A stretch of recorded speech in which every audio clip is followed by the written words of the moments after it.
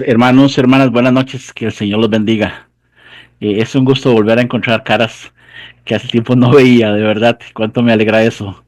Y verlos aquí reunidos, y eso muestra que es bueno estar los hermanos juntos y crecer en nuestro Señor Jesucristo. Que el Señor bendiga a cada uno de ustedes, a sus familias, a sus hogares. Y bueno, vamos a arrancar en este momento. Permítame compartir.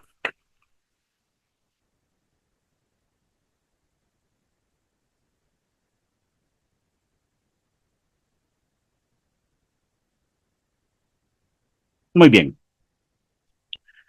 Y el tema que deseo compartir con ustedes lo he llamado exponiendo los fallos estructurales en la fe del cristiano. Um, durante bastante tiempo he estado estudiando mucho acerca del liderazgo secular y del liderazgo cristiano. Y este tema no escapa a eso. Cuando mi hijo mayor tenía como unos 12 años, 13 años, mi esposo y yo comenzamos a notar que una curvatura se hacía en su espalda. Así que conforme iba pasando el tiempo, visitas a los médicos iban y venían, opiniones iban y venían, los tipos de corset terapéuticos habidos y por haber los probamos. Hasta que el tiempo pasó y el Señor nos permitió hacer una radiografía de su espalda y su cadera. Así que la tomamos, pero evidentemente nosotros no observamos nada irregular. Así que fuimos donde un especialista. Y el especialista, cuando ve la radiografía, determina lo que tiene. Esa curvatura no se curaba con un corset. Dejando de lado el tema de la espalda de mi hijo, lo que quiero ver es la radiografía. Y en muchas ocasiones nosotros necesitamos una radiografía, contar con una radiografía de la iglesia, una radiografía del pasado, una radiografía del presente, y que con la ayuda del Señor y el Espíritu Santo nos permita visualizar en algún momento esa radiografía que Él desea para nosotros. Radiografías en cuanto a liderazgo, radiografías en cuanto a comportamiento de la iglesia, eh, son parte de las cosas que el Señor ha deseado que se muestre. Este tema no escapa a eh, tenerlo dentro de una radiografía. Por eso es que si podemos ver con claridad lo que está sucediendo en algunos aspectos de la iglesia, eh, podemos solicitar ayuda al Señor para que nos ayude. En el mes de mayo pasado, finales de mayo, por ahí del 30 de mayo al 2 de noviembre, de junio, correcto, junio, el Señor nos permitió traer a Costa Rica un conferencista, de esos que se llaman pesos pesados, de los que el Señor ha levantado para hablar de temas álgidos. Él trata sobre la santidad sexual y el evangelio en relación al homosexualismo. Es impresionante. Eh, Cuando estábamos ya por finalizar, una hermana se me acercó y comenzó a regañarme. Fue muy interesante. Eh, y claro, cuando alguien levanta la voz, la gente se comienza a aglutinar alrededor de uno. Y esta hermana me decía, pero ¿cómo es posible que la iglesia de Costa Rica no esté aquí? ¿Qué fue lo que ustedes hicieron? ¿Qué no hicieron ustedes? ¿Cómo no avisaron? ¿Cómo no anunciaron? Bueno, yo me tomé el tiempo para describirle que fueron 9 meses de arduo trabajo, pero que se hizo todo lo que se pudo y ella seguía y no había ninguna respuesta que prácticamente la calmara. En un momento dado, mi cabeza dice, bueno, ¿qué le respondo? Y hurgando en mi cabeza, me recordé de este tema y acaté de decirle, hermana, el tema es que usted y yo tenemos una falla estructural en nuestra fe. Al final no sé si pasaron unos 5 segundos que hubo un silencio y no sé si la convencí o quedó más confundida, pero lo importante es que me dejó de regañar, definitivamente. Pero eso está sucediendo. Cuando uno ve una radiografía, uno se puede visualizar, tal vez a ustedes le pasa, lo pueden visualizar, algunas fallas estructurales en nuestra fe, como cristianos. O bien, no hay ninguna falla. En ambas, gloria al Señor, porque al final y al cabo se trata de que la gloria sea para Él. Dado que vino esta persona, eh, su mamá, su mamá, Ángela Joan, eh, si alguno de ustedes vieron Cuarto de Guerra, la película Cuarto de Guerra, la película Cuarto de Guerra está inspirada en ella. Ella fue la que hizo ese cuarto para interceder por su hijo Christopher. Pero ella decía, una diferencia milimétrica provoca una pérdida de miles de kilómetros. Una diferencia milimétrica provoca una pérdida de miles de kilómetros. Si el punto de partida, si el punto de partida está movido, aunque sea un poquito, la desviación final puede ser inmensamente grande. Ella lo decía hace poco, en un lapso de unos 10 años decía eso. Una diferencia milimétrica puede provocar una pérdida de miles de kilómetros. De una forma diferente, hace un promedio de 150, 180 años, el reformador Charles Finney lo decía de otra forma. Decía, si hay una decadencia, si hay una decadencia en la conciencia, el púlpito es responsable. Si la prensa pública carece de discriminación moral, el púlpito es responsable. Si la iglesia está degenerada y mundana, el púlpito es responsable. Si el mundo pierde su interés en la religión, el púlpito es responsable. Tanto doña Ángela Joan como Charles Finney pudieron comprender en un momento dado el impacto del peso de la verdad de Cristo para estar ajustados en él o bien para tener esa responsabilidad que la verdad exige dentro de la iglesia o enfrente de un púlpito. Tal vez usted, como lo mencionaba hace un momento, pueda decir no tengo ninguna desviación milimétrica que esté provocando una pérdida de unos cuantos centímetros. Gloria al Señor por eso. O tal vez el Espíritu Santo también lo guía a decir, vaya, he encontrado una pérdida milimétrica, que también damos gloria al Señor por eso. Mm, ambos lo dijeron en tiempo y espacio de una forma diferente. Ahora bien, en cuanto hay varias estadísticas. Uno termina conociendo más la iglesia de Estados Unidos porque en Estados Unidos se mide todo, de la A a la Z y de la Z a la A. En los países latinoamericanos no somos muy dados a estar generando encuestas, estudios eclesiásticos.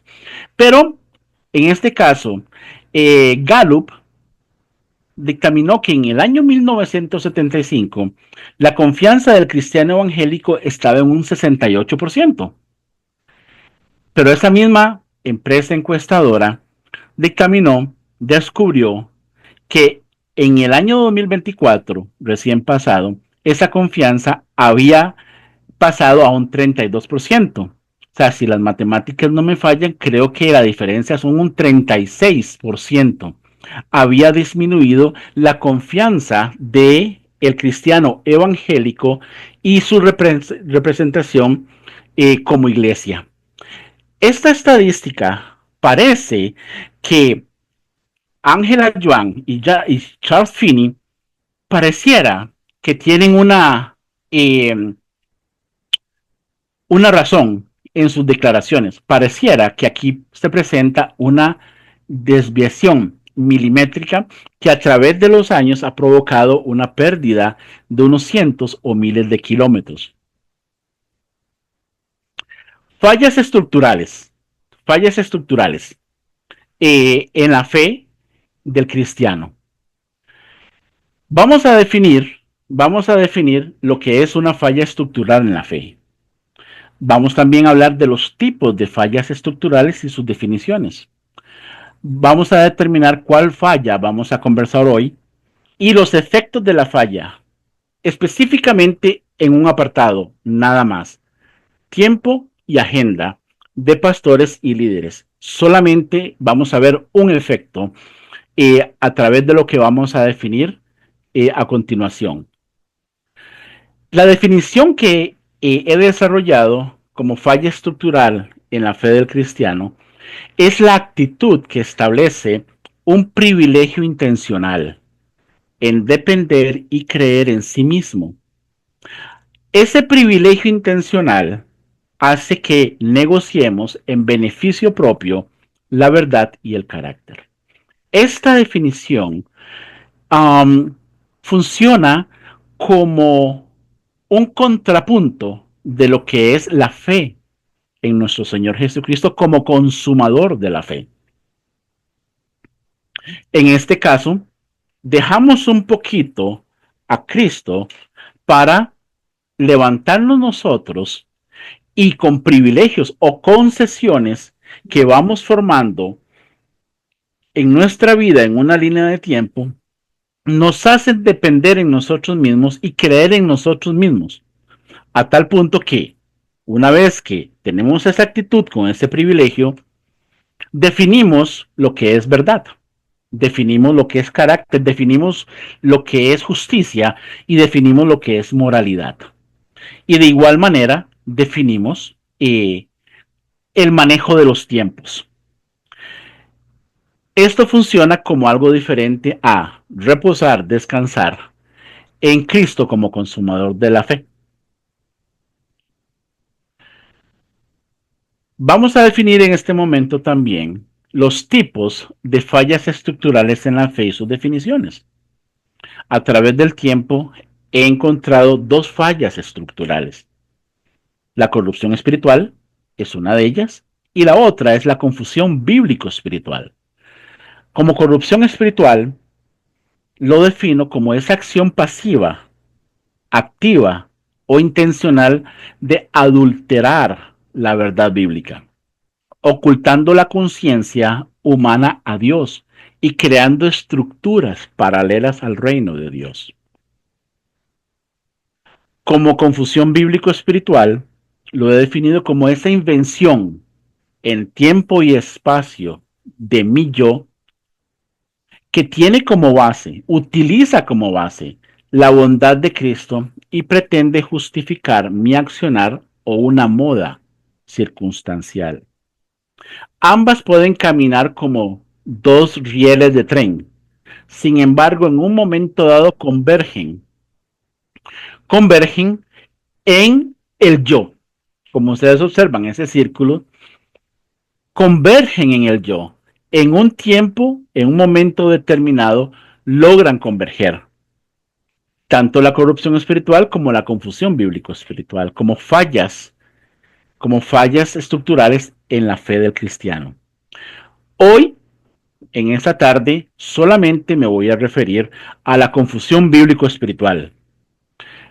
La corrupción espiritual la dejaremos para otro momento. Pero hoy vamos a hablar sobre esa confusión bíblico-espiritual que hay veces que es como una mancha, que cuesta verla en un pantalón o en una camisa.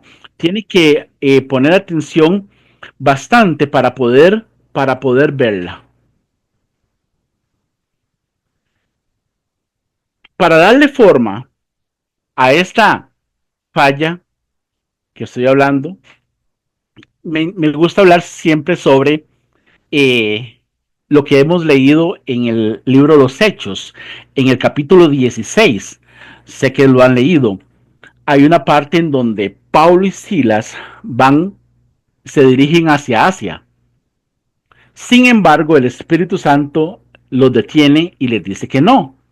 Y después pasan, quieren ir a Bitinia y a Frigia, y el Espíritu Santo de igual manera les dice que no. Cuando nosotros mismos, a través del yo, desarrollamos muchas veces sin percatarnos, la confusión bíblico-espiritual, utilizamos la misma Biblia para justificar nuestro proceder. Entonces, cuando lo hacemos, podríamos eventualmente, y me gusta usar el ejemplo, eh, iban para Asia, pero el Espíritu Santo se los prohibió. Pero, ahí viene el pero del yo. Pero como necesitamos evangelizar, como necesitamos hacer discípulos, y como Mateo, capítulo 28, habla sobre la gran comisión, es importante que vayamos a Asia. Y después ahí negociamos. Vamos a Asia. Vamos a Asia porque es importante predicar, porque es importante evangelizar, porque es importante discipular, porque es importante abrir nuevas iglesias, nuevas obras. Ahí es cuando nosotros, evidentemente eso no se vio en el texto, pero ahí es cuando nosotros comenzamos a negociar a través de nuestro yo y nos sacamos un as bajo la manga. No sé si a usted le pasa, a mí me ha pasado, y para hacer eso, para realizar eso, yo me invento algo y lo justifico a través de la misma bondad, que es bueno hacerlo. Y porque es bueno hacerlo, creo que el Señor no se va a enojar. Me gusta utilizar ese ejemplo porque, insisto, a mí me ha pasado y me ha tocado verlo en múltiples circunstancias.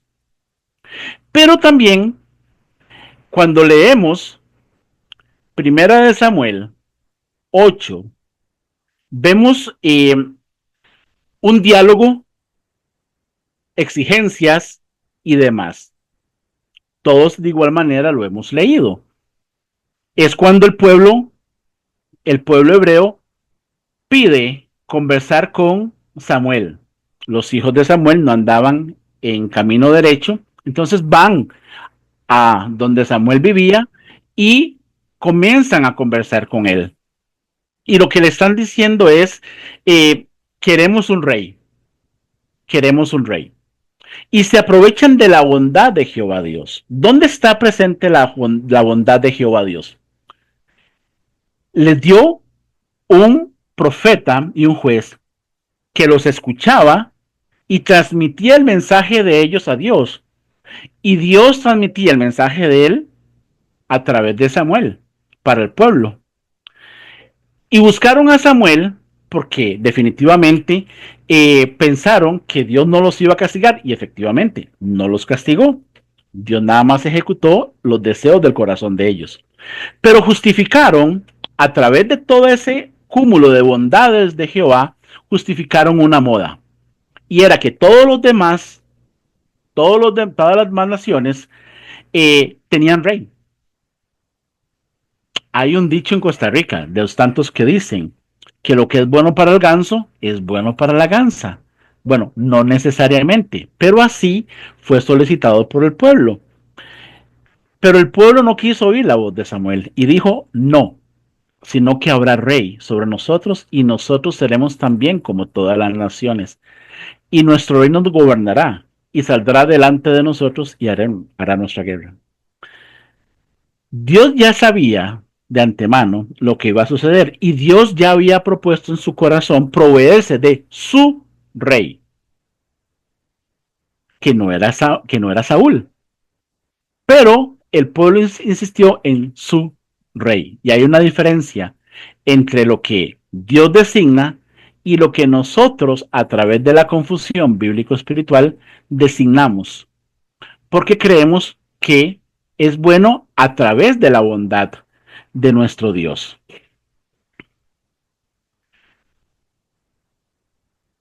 Como vimos en el gráfico anterior, las dos confusiones convergen en algo, y es en el yo. Es en el yo. Y eso es un apartado muy importante que tenemos que analizarlo, verlo. Y le decía en esta semana a una persona, es que la enfermedad del yo te ha estado, ¿cómo se llama? consumiendo.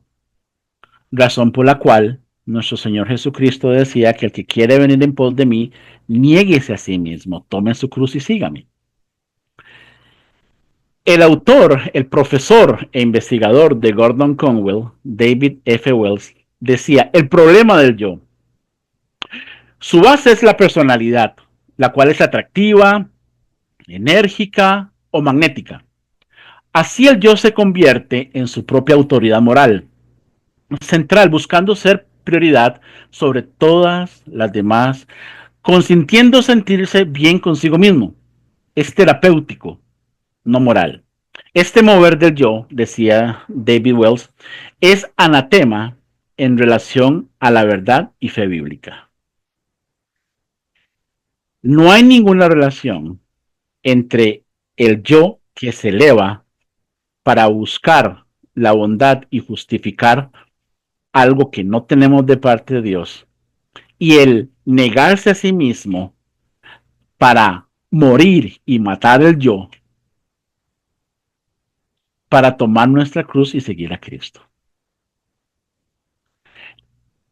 Hay veces que no lo vemos. Por eso es que esta, esta, esta, esta variable es muy tenue, es muy subliminal. Cuesta entenderla. Lo que pasa es que los resultados, como lo vamos a ver más adelante, se presentan en una línea de tiempo. Por su parte,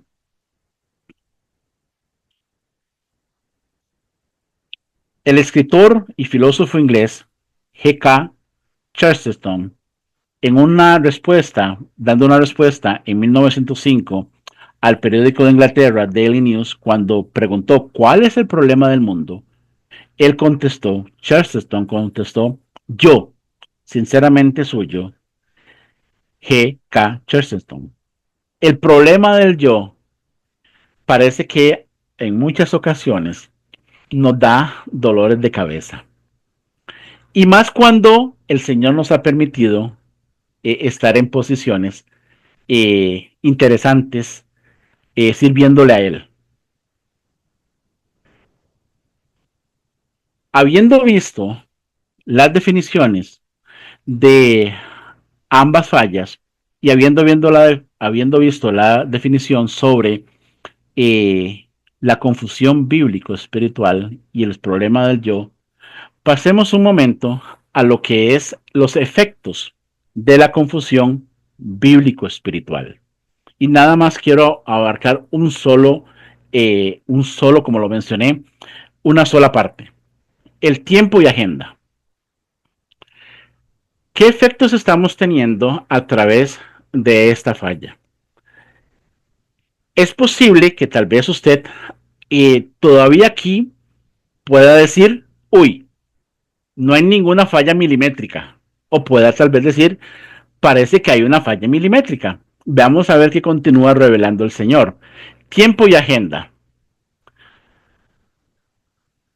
Hay una carrera contra el tiempo. Hay 5 escalones. 5 escalones en donde se sube y se baja, se sube y se baja y hay veces que se cae. Dentro de la agenda de los pastores y líderes hay trabajos extras, trabajos extraordinarios. Eso es un escalón. El segundo escalón es el activismo o el urgentismo. El tercero suma las responsabilidades extras. En cuarto, hay una variable que se llama el pastor versus el líder. Y por último, el yo del pastor. Y si vamos bajando, el yo del pastor, para llegar al piso número 4, al escalón número 4, muchas veces me ha tocado escuchar esto. Yo tengo que estar ahí, porque si yo no estoy ahí, las cosas no salen bien. Es que yo soy el que tengo la visión, es que yo soy el que tengo la misión, es que yo sí conozco, es que yo tengo más experiencia, es que yo soy el pastor, es que yo soy el que tengo el llamado. Eso hace, eso hace que existan muchas personas que están levantando la mano para poder servir, pero sin embargo no lo ven, no se ve, no se aprecia.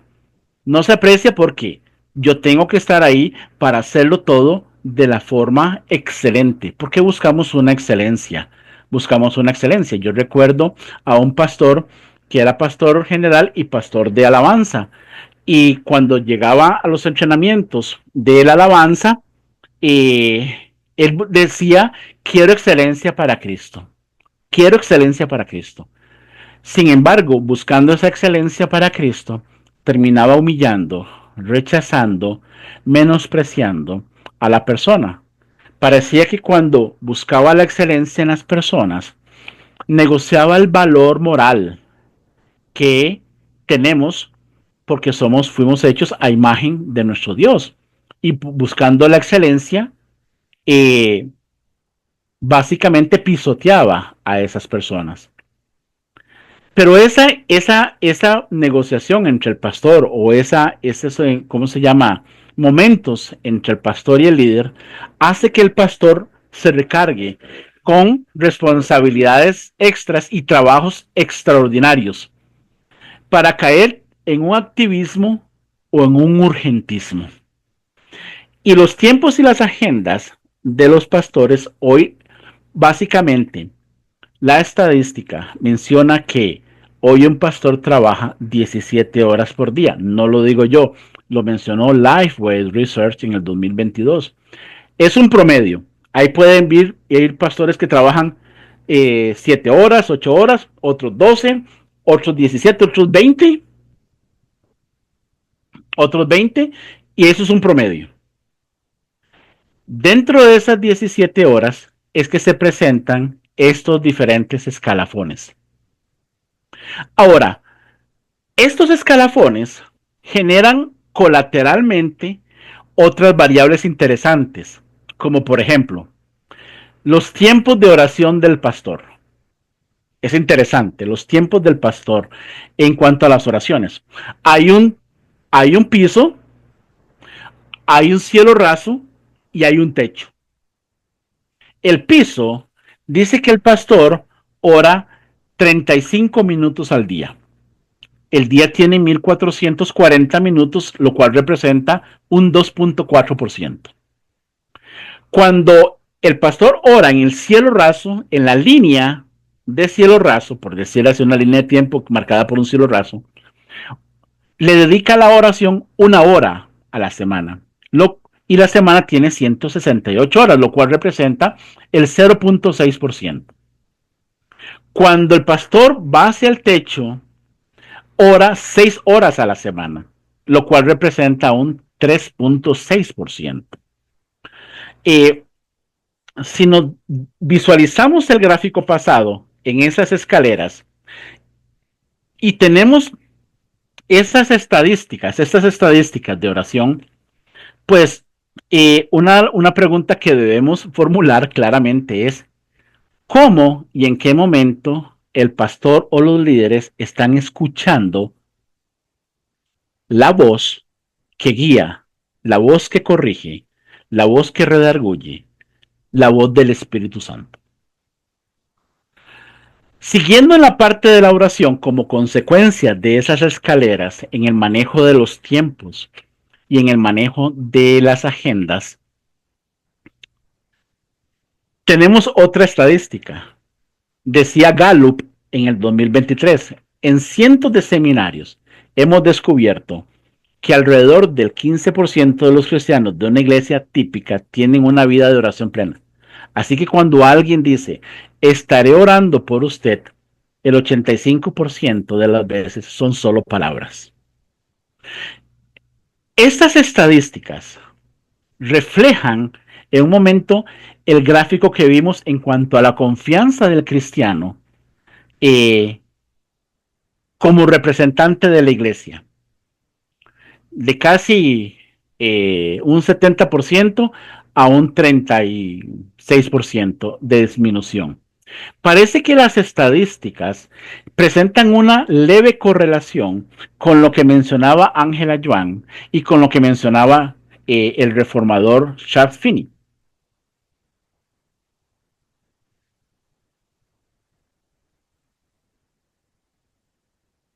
El gráfico que vimos, estos gráficos, todo eso se hace, todo eso se hace en nombre de Cristo.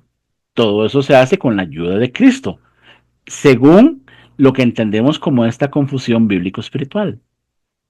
Este manejo de tiempo y agenda están impidiendo que muchos pastores y líderes se hagan esta pregunta. Esta pregunta no la inventó un coach, no la inventó un mentor, un psiquiatra, un psicólogo, un consejero. Esta pregunta la hizo Jehová Dios, allá en Génesis 3:9.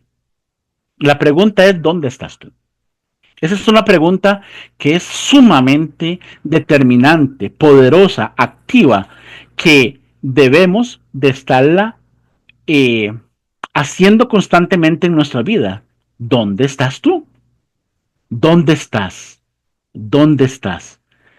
Yo he encontrado, como es donde, yo he encontrado que el lugar en donde usted y yo debemos estar es inmersos en su misión dentro del reino de Dios.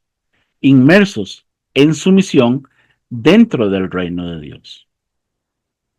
Como cristiano, no saber dónde está, vamos a desarrollar una desorientación en relación a la verdad bíblica. Y una vez que usted y yo estamos desorientados en cuanto a dónde estamos, el yo que vimos, ese yo que es anatema en relación a la verdad y fe bíblica, va a dominar.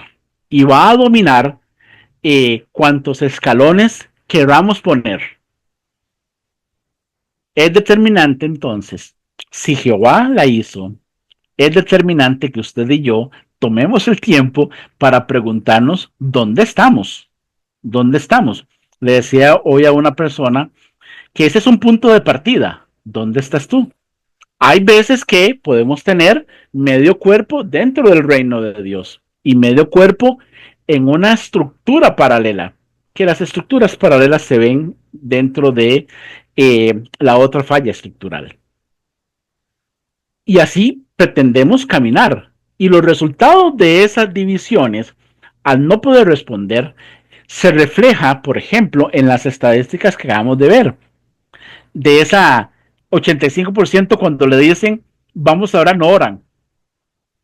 O los tiempos de oración, que ninguno de los tres llegan al 5%. No alcanzan un 5% en el piso, no alcanzan un 5% tampoco en el cielo raso y tampoco en el techo.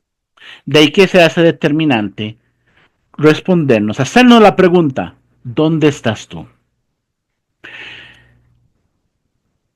Hay tres grandes objetivos que cuando no nos hacemos esas preguntas y tenemos reflejados esas estadísticas, hay tres objetivos sumamente claros en nuestras agendas y tiempos, sumamente claros, solamente tres. Solamente tres. Uno, hacer crecer la iglesia. Dos, hacer crecer la iglesia. Y tres, hacer crecer la iglesia.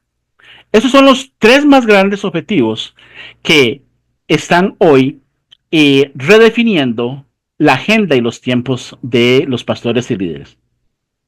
Son muy sencillos. Hacer crecer la iglesia, hacer crecer la iglesia y hacer crecer la iglesia. Y en eso constantemente están eh, muchos haciendo encuestas, entrevistas, retiros para pensar, qué estrategias hago, porque tengo que hacer crecer la iglesia. El problema con esto, con estos tres objetivos, es que rechaza o viola una norma bíblica. Y es que usted y yo como pastores o como líderes, nunca, jamás nunca se nos dio la potestad para hacer crecer la iglesia. Sí para ser iglesia, pero no para hacer crecer la iglesia. Eso lo mencionaba Pablo en Primera de Corintios capítulo 3. Yo sembré y Apolo regó, pero el crecimiento lo da Dios. Y claro, por supuesto, Dios es el dueño de la iglesia. La iglesia nace en el corazón de Dios. El hombre no nace con esa autoridad para hacer crecer la iglesia. La iglesia no le pertenece a ningún pastor. La iglesia le pertenece al dueño del reino, Dios. Teniendo en cuenta las estadísticas, teniendo en cuenta los tiempos de oración, teniendo en cuenta lo que acabamos de ver de cómo responder la pregunta, eh, para agravar las cosas un poquito más, dentro de esos, ¿cómo se llama? Estadísticas y esos objetivos, encontramos algunas tentaciones, básicamente tres tentaciones. La tentación de ser competente, la tentación de ser espectacular y ser poderoso. Solamente voy a tocar la primera, ser competente. Necesitamos en todo momento, para, en muchas ocasiones, hacer crecer la iglesia, ser competentes. La pregunta también es, si no estamos alcanzando los niveles de oración y tenemos esa distribución estadística en, en la oración, ¿en qué estamos ocupando el resto del tiempo? ¿Cómo escuchamos la voz del Espíritu Santo para guiarnos en el uso adecuado y correcto de nuestras agendas y tiempos? Cuando no tenemos esas variables, la tentación de ser competentes va a hacernos una buena jugada. Como digo, una cáscara de banano muy grande. Y es que como también lo hemos visto, el tema de ser competentes es que nos hace volvernos productivos.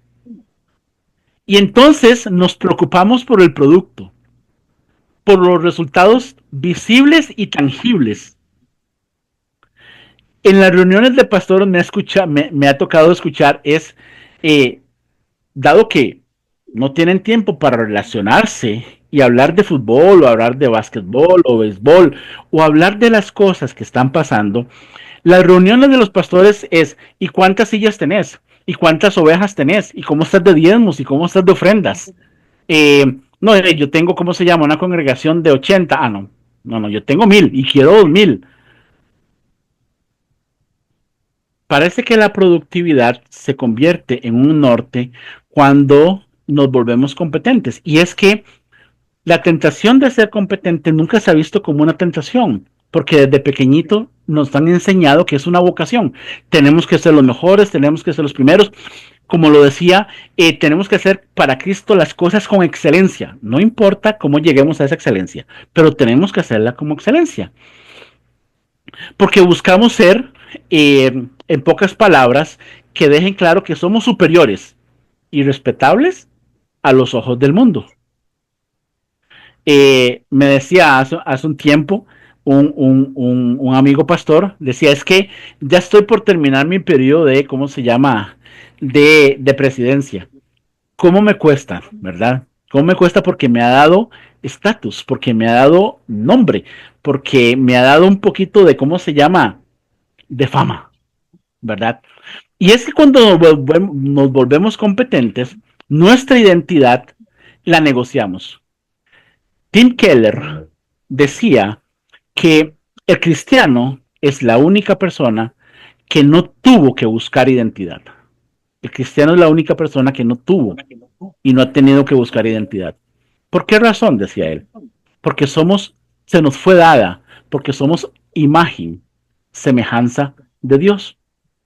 Pero cuando caemos en esta tentación, terminamos negociando nuestra identidad y lo cambiamos por resultados de eficacia, eficiencia y productividad, los cuales van a determinar el ser. Ahora, no estoy diciendo que ser competentes, que ser, como se llama, perdón, eficientes en el Evangelio sea dañino. No, no, no. Es que eso está relacionado a lo que vimos cuando definimos lo que es una falla estructural en la fe del cristiano. Eh, Aquel privilegio intencional que nos permite a nosotros eh, confiar y respaldarnos básicamente en nosotros mismos. ¿Cómo se llama? Se refiere esto. Estas variables que hemos mencionado inciden o han incidido y siguen incidiendo en el bienestar de los pastores. Por ejemplo, en el 2015 al 2023, el 24% de los pastores reportaron un excelente bienestar físico. Pero esa misma cantidad de pastores en el 2023 apenas alcanzó un 11%. En el 2023 el bienestar mental y emocional pasó de un 39 a un 14%. La calidad de vida pasó de un 42 a un 19. Y los verdaderos amigos disminuyeron de un 34 a un 19%. Parece que cuando caminamos en ese escalafón, ¿verdad? En esos 5 peldaños, parece que no tenemos tiempo para ser amigos y buscar amigos, para generar una confianza entre hermanos. Parece que esas estadísticas están haciendo alguna mella. Eh, no sé si usted con esta otra estadística, por ejemplo, el 60% en Estados Unidos de los pastores había dudado significativamente su llamado. El 25% había dudado seriamente de su fe. Y el 18% contempló la posibilidad de autolesionarse o peor aún, suicidarse el año pasado. Conversaba con un pastor hace como 35 días me escribió muy lastimado porque un amigo de él un amigo pastor, había decidido quitarse la vida. Se había y dejó esposas e hijos. Lastimosamente, eso está sucediendo. Y conversaba un día de estos con un pastor sobre ese tema y el versículo que encontramos en Lucas 15, versículo 4. ¿Qué hombre de vosotros teniendo 100 ovejas, si pierde una de ellas, no deja las 99 en el desierto y va tras la que se perdió hasta encontrarla? Y conversábamos este pastor y yo muy amenamente y preguntábamos si esa persona que tomó la decisión de quitarse la vida no era la oveja, no era la oveja que se había perdido. Sin embargo, cuando caminamos en esas, ¿cómo se llama? En esas gradas, parece que no nos tenemos el tiempo o podemos detenernos para ir a buscar a esa oveja. Y conversábamos al respecto, eh, desafortunadamente, con esas estadísticas, hablando de la tentación de ser competentes. El apóstol Pablo, el apóstol Pablo en 2 Corintios 3:5 decía, no que seamos competentes por nosotros mismos, para pensar algo como de nosotros mismos, sino que nuestra competencia proviene de Dios. La suficiencia proviene de Dios. Hay veces que nuestras agendas y tiempos no nos permiten ver la totalidad, la suficiencia de Cristo obrando en nuestras vidas. De nuevo, la estadística de los tiempos de oración parece que comprueba el tema de que nos cuesta ver y entender la suficiencia de Cristo. Charles Spurgeon, por su parte, mencionaba, hermanos, si Pablo no es competente en sí mismo, ¿dónde estás tú? ¿Qué somos tú y yo? Interesante que están las dos preguntas que son claves. La primera la vimos, ¿dónde estás tú? Te complaces en el sueño de que eres autocompetente. Ten vergüenza de tu disparate en la presencia de un gran hombre que sabía lo que decía y quien habló bajo la dirección del Espíritu Santo y escribió deliberadamente, no que seamos competentes por nosotros mismos. Toda don perfecto, toda buena dádiva de don perfecto proviene de nuestro Dios. Nosotros no podemos crearlos. Y todo eso proviene de nuestro Señor Jesucristo. Pero Jesús, ahora hablemos de Jesús un momento. Hablemos de Jesús un momento. En Marcos 1:35 mencionaba, levantándose muy de mañana, siendo aún muy oscuro, salió y se fue a un lugar desierto y allí oraba. En Marcos 6:30-32 escribe, entonces los apóstoles se juntaron con Jesús y le contaron todo lo que habían hecho y lo que habían enseñado. Y Jesús les dijo, venid vosotros aparte a un lugar desierto y descansad un poco, porque eran muchos los que iban y venían. De manera que ni aún tenían tiempo para comer. Y se fueron solos en una barca a un lugar desierto. Hay varias preguntas que ¿cómo se llama?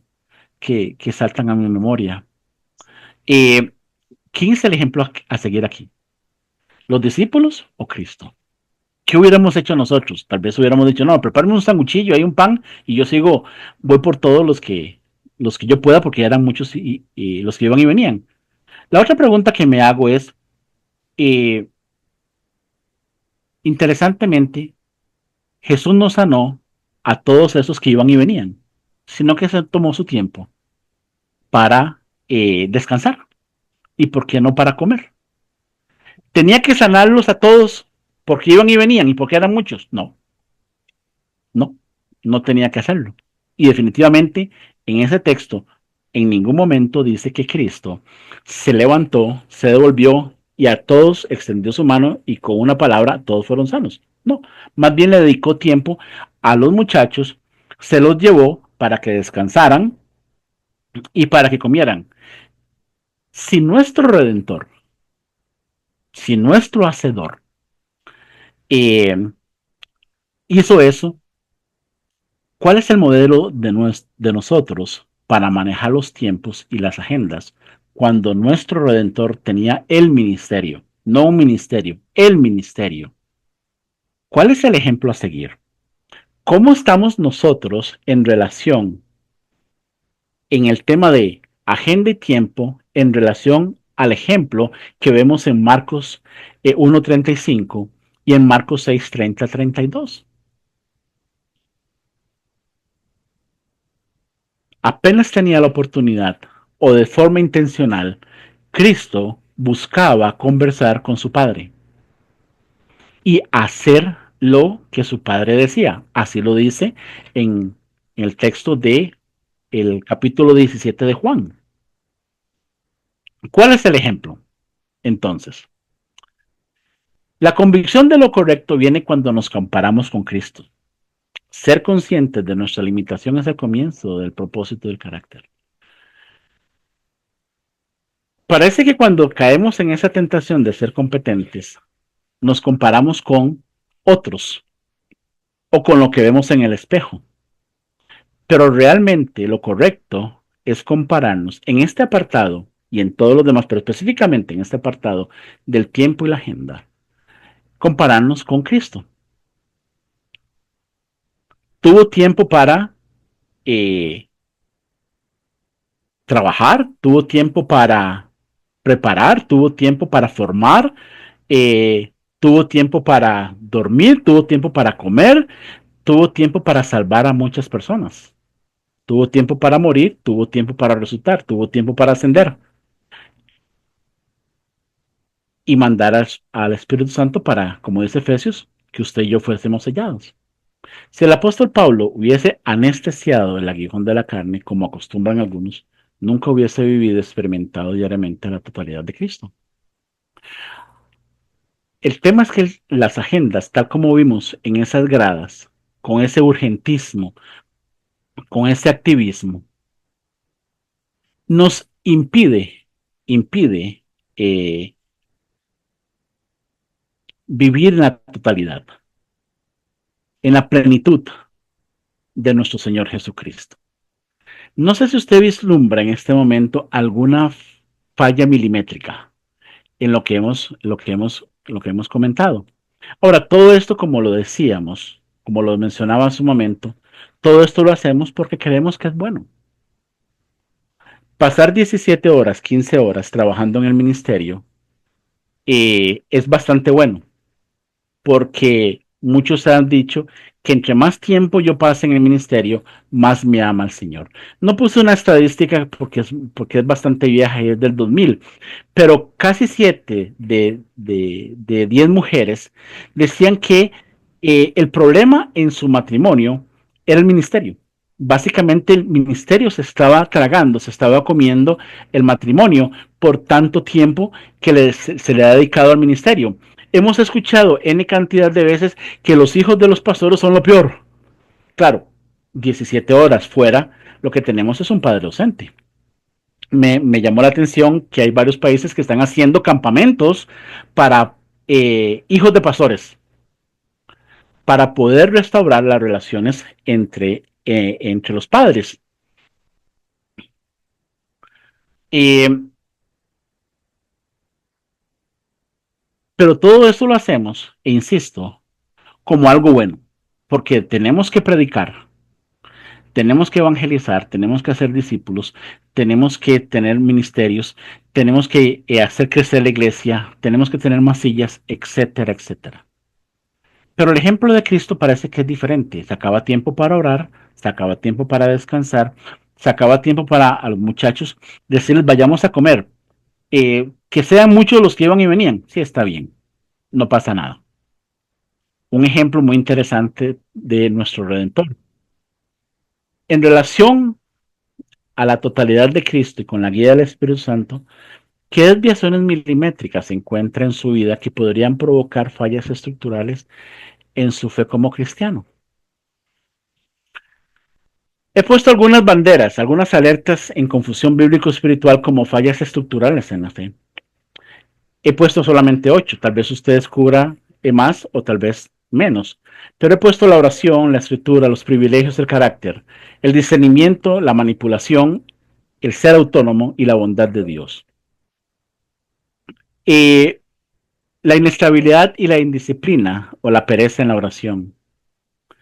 En cuanto a la escritura, más cultura, menos escritura. Lectura, pero no estudio de la Biblia.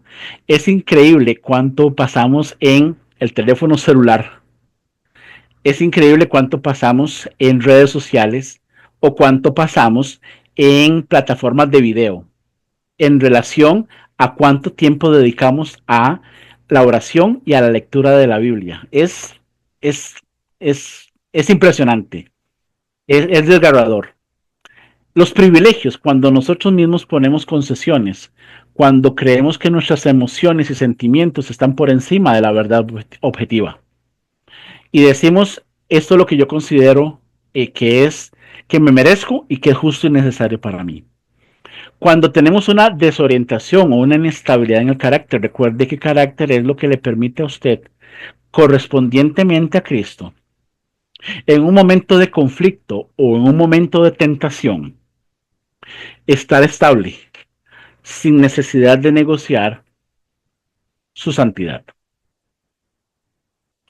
En el discernimiento eh, es insuficiente, hay incertidumbre y tenemos una madurez espiritual escasa. Eh, en el capítulo 5 del libro de los Hebreos habla sobre ese discernimiento. Algunos que todavía toman leche y algunos que ya comen alimento sólido. Eh, ¿Dónde está usted en ese sentido? Volvemos a la pregunta. Otra alerta es cuando manipulamos la verdad, la moral y el arrepentimiento y lo confundimos con remordimiento o bien jugamos con el pecado. Y estamos una línea muy delgada con el tema del pecado. Hoy sí y mañana no. Y es recurrente, y es recurrente. Al ser recurrente, manipulamos definitivamente la verdad del Evangelio. O bien nos volvemos autónomos. Recuerde que autónomo es una palabra compuesta. Autos mía, nomos ley. Yo mismo defino lo que es la justicia, la moralidad, la verdad, los tiempos, la toma de decisión, etcétera. Eso involucra ser autónomo y todo eso lo hago acomodando bajo mi anhelo y circunstancia la bondad de Dios, porque considero que eso es algo bueno. Termino con esto, porque en Él vivimos y nos movemos y somos. Yo le he dicho a muchos pastores, yo no tengo ningún tatuaje en mi cuerpo, pero si tuviera que tatuarme un versículo, me tatuaría eso. Cuando Pablo mencionó eso, Pablo entendió que ya él no era necesario, eh, eh, no tenía ningún privilegio en su vida. Todo lo tenía por pérdida, por basura, por ganar a Cristo, para ser hallado en Cristo. Pablo determinó que todo el ser del hombre y la mujer se mueve a través de Cristo, razón por la cual escribió, porque en Él vivimos y nos movemos y somos. Lo dijo de una forma muy diferente, de una forma parecida, perdón, en Romanos capítulo 11, versículo 36, porque todo es por Él y para Él. A Dios sea la gloria. Eh, Básicamente, este es ¿cómo se llama? El, la, el tema que traía para ustedes. Y espero que si han podido identificar alguna desviación milimétrica que esté produciendo algunos centímetros, metros o tal vez kilómetros de pérdida, puedan ser presentados a nuestro Señor Jesucristo, específicamente en el tema que estamos hablando, en el tema de el tiempo y la agenda. Eh, Mis hermanos de tecnología o técnicos, si hay un tiempo de preguntas, comentarios y respuestas, eh, son las 7:33, así que nos quedan unos cuantos minutos. Ustedes definen. Gracias, Eddie, muchas gracias. Te propongo dejar de compartir pantalla y entonces abrimos un espacio de comentarios y de preguntas y respuestas. A los hermanos y hermanas que están presentes con nosotros esta noche, les invitamos a abrir su micrófono. Los micrófonos están cerrados ahorita. Les invitamos a abrir su micrófono si tienen algún comentario o alguna pregunta. Aquí está Eddie atento para recibir sus comentarios y preguntas. Buenas noches, gracias Arthur y gracias a Pastor Eddie. Qué bendición poder escucharle, siempre tan atinado con sus enseñanzas. Yo quiero preguntar que entonces, ¿cómo le hacemos en un mundo tan agitado, en un mundo donde hay que correr como en las fieras del campo, ¿verdad? Hay que correr para salvarse? ¿Cómo hacerle para no caer en ese activismo, verdad? Porque pareciera que hay que hacer lo que los supuestos exitosos están haciendo, y el problema es que nos copiamos, ¿verdad? Tengo que crecer, tengo que tener más sillas, tengo que tener una iglesia grande, y valoramos el éxito en la medida en que podamos tener, ¿verdad? Muchas personas congregándose. ¿Cómo hacerle una vez, hermano Eddie, para no caer en este activismo y ser más sereno, más tranquilo, más reposados y dejarnos guiar por el Espíritu Santo? Pastor Don Henry, un abrazo, encantado de verlo. Saludos. Y qué buena pregunta. Ah, la pregunta que hacía Jehová Dios, ¿dónde estás tú? ¿Dónde estás tú? Debemos de responderla eh, en el sentido de que debemos de reconocer que estamos dentro del reino de Dios, dentro del reino de Dios. Y les he puesto a muchos en un ejemplo. Si yo invito a alguien a mi casa, ese alguien no puede hacer lo que le dé la gana. Y tampoco yo puedo llegar a hacer lo que me dé la gana en la casa. Si yo voy a la casa, por ejemplo, de mi hermano Arthur, yo no puedo pintar la pared que a mí me dé la gana porque Arthur se va a enojar o viceversa. Si determinamos claramente cómo se comporta el reino de Dios, debemos de determinar entonces que estamos ahí. Y dentro del reino de Dios es el dueño del reino que va a definir cómo mover su iglesia, pero también va a definir los tiempos. Cristo no es un tiempo, Cristo es el tiempo. Cristo es la eternidad, porque por Él vivimos y nos movemos y somos. Una de las variables que siempre aconsejo es descanse en el dueño del reino. Baje sus armas, baje sus armas. ¿Que usted planifica? ¿Sí? Preséntele sus planes al dueño de la iglesia. Dentro del reino de Dios, usted y yo somos embajadores. Somos embajadores. Representamos a Dios aquí en la tierra. Pero no somos dueños. No somos dueños ni siquiera de nuestro tiempo. El salmista decía, en tu mano están mis tiempos. Entonces, una de las cosas que debemos hacer es contestando a la pregunta, si estoy realmente viviendo dentro del reino de Dios y bajo los designios que Dios ha definido para su iglesia.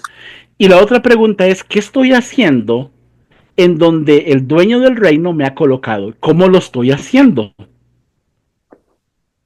La iglesia es de Dios, nace en el corazón de Él. Él definirá qué hará con su creación, cómo lo utilizará usted. Uno de los también consejos que digo es descanse, descansen. Si el ejemplo es Cristo y vemos que Cristo descansa, descansemos, descansemos, dejemos que el Espíritu Santo redarguya nuestra vida y podamos escuchar. El tema es que con ese activismo y urgentismo, Pastor Don Henry, y como lo vimos en la estadística, se hace un poco complejo escuchar la voz y la guía del Espíritu Santo. Y una vez que no escuchamos la voz y el guiar del Espíritu Santo, pues nuestro yo va a emerger. Y lo que tenemos que hacer es disminuir nuestro yo, menos yo y más Cristo. Gracias, Excelente, Eddie. muchas Muchas gracias. gracias por la respuesta tan detallada. Hermano Gabriel, usted tiene la manita levantada, así que adelante. Gracias, Arthur. Muchas gracias y agradecer al pastor Miranda por semejante enseñanza. Muy, muy, muy interesante, la verdad. Pero como siempre, ¿verdad? Ahí tenemos algunas dudas para no decir algunas fallas. Y mi pregunta es con respecto al punto de ser competente y hablar como una falla de la estructura. Si nosotros como iglesia estamos para cumplir la gran comisión, ¿dónde la dejamos? Cuando la gran comisión tiene que ver con el plan de Dios, que es la multiplicación. Entonces, si consideramos que uno de los principios del Antiguo Testamento nos dice, ensancha el sitio de tu tienda y no seas escaso, vemos desde ahí el principio de la multiplicación, de extendernos, de crecer, de avanzar. Entonces, ciertamente que los extremos siempre van a ser malos si nosotros no, por causa de la multiplicación o por extendernos, pues no descansamos. Obviamente que vamos a perjudicar nuestras vidas, nuestro ministerio y todo, ¿no? La pregunta es, ¿a dónde vamos a dejar la gran comisión cuando realmente la iglesia está para eso, para cumplir la gran comisión? Perdón, gracias hermano Gabriel, es una buena pregunta, gracias por hacerla y concuerdo con usted. No tengo ninguna objeción en lo que usted está mencionando. Sí, somos llamados a hacer la gran comisión y somos llamados a ir y predicar el evangelio, por supuesto que sí. Somos llamados a ir a llevar las buenas nuevas, por supuesto que sí. El punto aquí es cuánto de las buenas nuevas, cuánto de ese ir y predicar conllevan el activismo y el urgentismo para, ¿cómo se llama? Para no tener los tiempos de descanso o tiempo de pasar con la familia o tiempo de pasar con los hijos. Tal vez quisiera hacer una pregunta aquí, es clarificadora. ¿Cómo se llama? En el capítulo 11 de Juan, vemos la historia de Cristo y Lázaro. A Jesús le envían el mensaje de que Lázaro está enfermo. Como Cristo se encontraba en una posición diferente a donde estaba Lázaro, pues básicamente el mensajero andaba como por 2 horas de distancia. Pero Jesús lee la nota y dice, esto no es una enfermedad, esto no es de muerte, etc. Mi pregunta en ese sentido es, ¿usted hubiera salido corriendo urgentemente o hubiera seguido el ejemplo de Cristo, esperado 4 días? Mi punto aquí es que el dueño de la obra, el dueño de la iglesia, sabe cómo maneja los tiempos de su obra.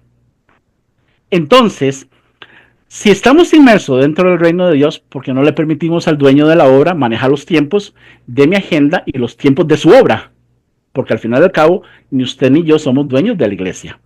Aunque sí tenemos que llevar el tema de la gran comisión, eso no hay quite. El tema es cómo lo estamos haciendo. Sí, obviamente es correcto, sin duda alguna.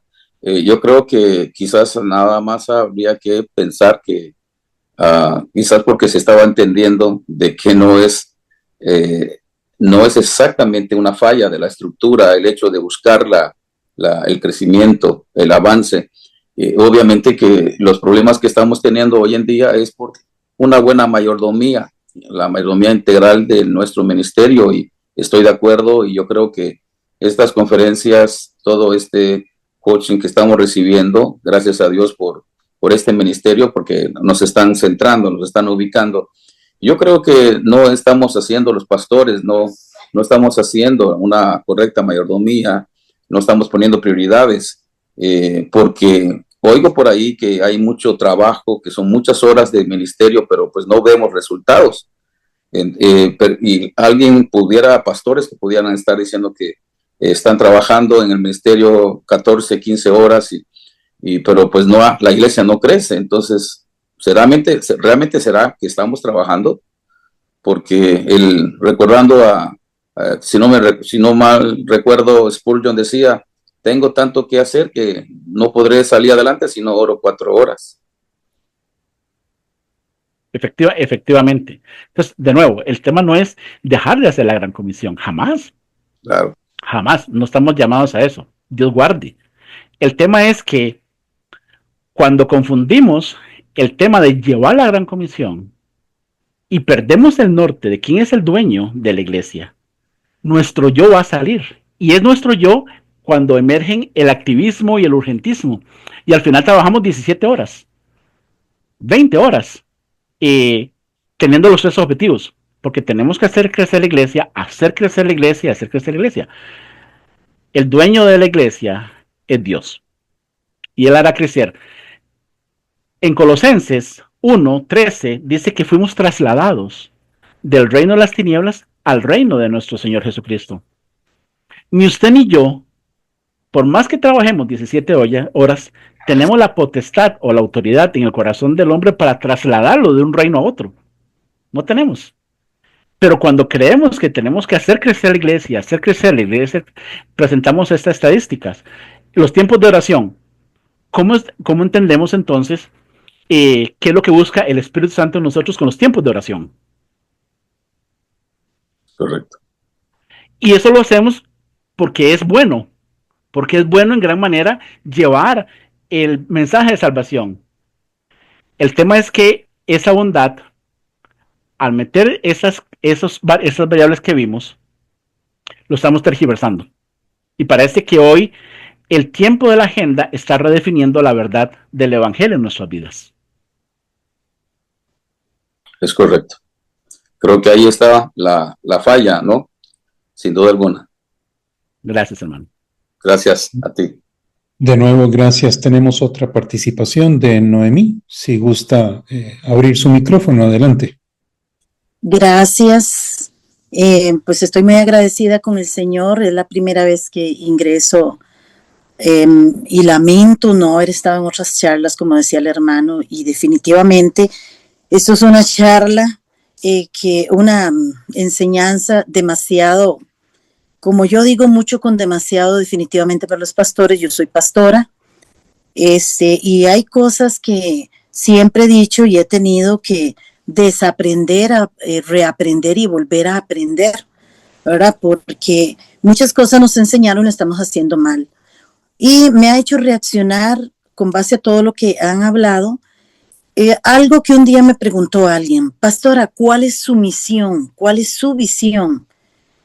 Y yo dije hace unos años atrás: ay, ¿cuál es mi visión? No entiendo, no puedo comprender bien, no tenía muy claro. Hasta que el que diga que Dios no le habla, pues está mal, ¿verdad? Porque el Señor me habló y me dice: es mi visión y mi misión. Cuando nosotros entendemos que es la visión y esa misión de Jesucristo y hacerlo a la manera de Dios, creo que entramos en esos preceptos, mandamientos del reino del Señor. Y si lo hacemos a la manera de Él, vamos a encontrar ese balance, pero muchas veces lo estamos haciendo a la forma nuestra. Aquí se hablaba del morir al yo, hacerlo a la forma de Él. Entramos en el reino de los cielos y es de acuerdo a sus preceptos, sus mandatos, y creo que debemos de tener un balance en nuestros ministerios, porque sí, también he tenido amigos pastores y amigas y líderes que conozco que se han suicidado porque llegan a tal punto, porque entran en una depresión y en esa depresión porque hay una estructura ya establecida que tienes que ser de tal forma, tu iglesia tiene que tener tantos miembros, y ahora se hablaba de eso. Al principio, cuando yo inicié con la iglesia, era lo primero que me preguntaban. No, yo tengo tantos, y si acaso yo contados con las manos, ¿verdad? Entonces, hay una culpabilidad, se maneja culpabilidad y una presión y comparación de lo que se está haciendo hoy, o se llama iglesia hoy día. Pero creo que debemos de hacerlo conforme al propósito del Señor, como Él lo manda, y todo está establecido en la palabra. Amén. Todo está establecido en la palabra. Y muchas gracias por estas charlas, me ha parecido demasiado excelente. Lástima que no hay más gente que esté aquí escuchando, que esto cambia nuestras vidas. Gracias, pastores. Muchos. Gracias, hermana Noemi. Gracias. ¿Alguien más tendrá algún comentario, alguna pregunta? Aprovechemos que Eddie está por aquí para responder. Perdón, Aldo, para hacer una aportación de algo, consciente a lo que está hablando Eddie. Soy dominicano, pastor por la gracia y la misericordia de Dios, y trabajo en el altar nacional de oración. Aquí tenemos un altar nacional de oración que oramos 24/7 en las 32 provincias. Pero luego nos fuimos a Estados Unidos a levantar un altar nacional de oración en Estados Unidos. Entonces, en el mes de marzo estuvimos en Estados Unidos, luego en el mes de agosto en Puerto Rico, y dentro de los altares yo no estaba orando, lamentablemente. En esos altares pasaba parte del día y la noche, y en la oración privada yo no estaba orando. Cuando me di cuenta, no estaba orando. O sea, 24 horas, prácticamente 12, 14, 16, dentro de los altares, pero en mi vida privada se estaba descayendo la oración. Hasta que me di cuenta, digo, no, tengo que parar, porque soy pastor, estoy en los altares y no estoy orando. O sea, oraba en público, pero en mi vida privada no estaba orando. O sea que la rutina debemos nosotros que reconsiderarla, y también al mismo tiempo tomar decisiones, ver dónde está Dios y qué estamos haciendo para el reino. Muchas gracias. Señor le bendiga. Hermano, muchas gracias por su opinión. Gracias por su comentario. Gracias. Gracias a usted. ¿Comentario?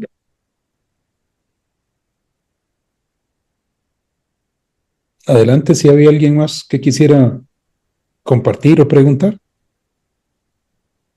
Pastor Arthur, Adelante, hermano Gabriel.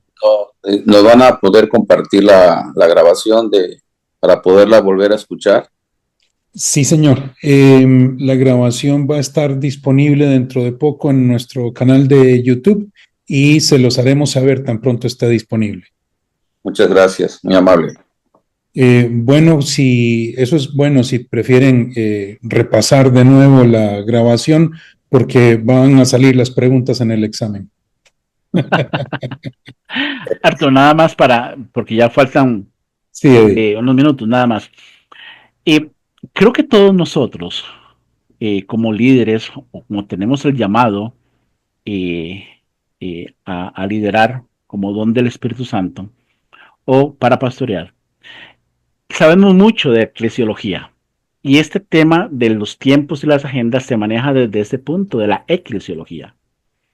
Y la eclesiología siempre va a jalar, y siempre nos va a jalar para hacer más y hacer más y hacer más y hacer más. El tema que hay que determinar aquí es si hay una cima o una brecha entre la eclesiología y cómo se mueve el reino de Dios, y cómo se mueve el dueño del reino en relación a lo que a él le pertenece, o sea, a su iglesia. Gracias, Eddie. Un comentario que quiero hacer muy breve. En la caja de chat del Zoom nos han subido la presentación de Eddie como un PDF. Si alguno de ustedes quiere descargar la presentación, está disponible en la caja de chat en este momento. Macho, veo la mano levantada. Qué bueno verte por aquí. Adelante. Gracias y saludo a todos los demás que estamos peleando por el reino.